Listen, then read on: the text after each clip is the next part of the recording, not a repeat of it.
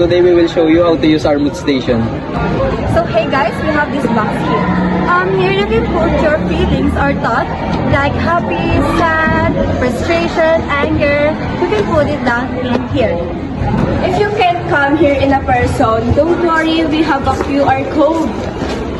QR code and near a box. Exactly. In the form, you can also write your feelings. And the cool thing is, you will get inspirational and motivational quotes. And even if you are at home, you can also participate. Yeah, it's very simple to use.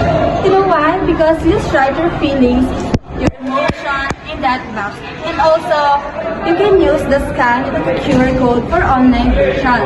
And it's give you understand your feelings or emotion.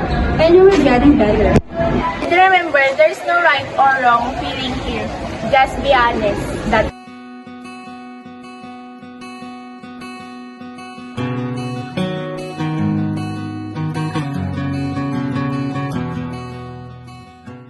So yeah, that's how you use our mood station. Drop your thoughts, scan QR code, and get some inspiration. Thanks for watching.